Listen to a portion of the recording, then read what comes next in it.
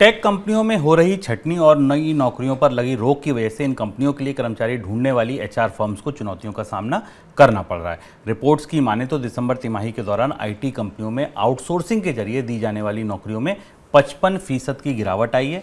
पिछले साल corona lockdown खत्म होने के साथ कई आईटी कंपनियों ने तेजी से आउटसोर्सिंग पर कर्मचारियों की भर्ती की थी, लेकिन इस साल वैश्विक मंदी की आशंका से कई कंपनियों ने अपनी यहाँ भर्ती रोक दी है और कई ने तो कर्मचारियों को निकाल दिया है। सर, नौकरियों के बाजार में ये लोग बहुत प्रमुख होते हैं जो कंपनियों के लिए हंटिंग करते हैं, लोगों को लाते हैं।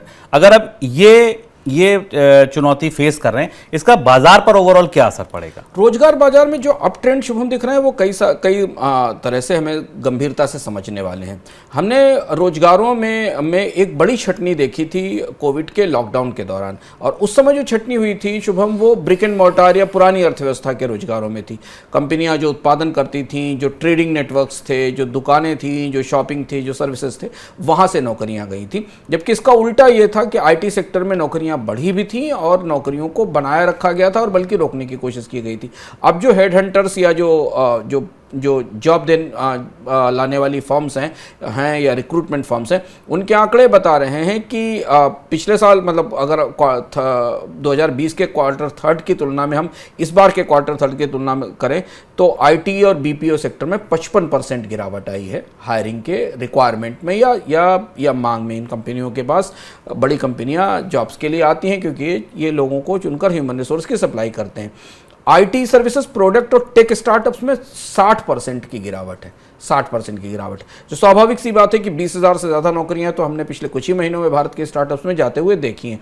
ई कॉमर्स में अभी फिलहाल फ्लैट सिचुएशन बनी हुई है, लेकिन ई कॉमर्स में भी अब 15 से 20% की गिरावट दिखाई दे रही है इसमें। और फार्मा सेक्टर ऐसा है जहां हमने 10% की बढ़ोतरी देखी है मांग में। ये पिक्चर दिख रही, ये पिक्चर भारत के रोजगार बाजार के बारे में एक महत्वपूर्ण सबक दे रही है हमें। वो ये कि अब जो नौकरियों की छटनी शुरू हो रही है वो आईटी सेक्टर में शुरू हो रही है, और आईटी सेक्टर में आमतौर पर हायरिंग भविष्य के निवेश की योजनाओं के आधार पर की जाती है।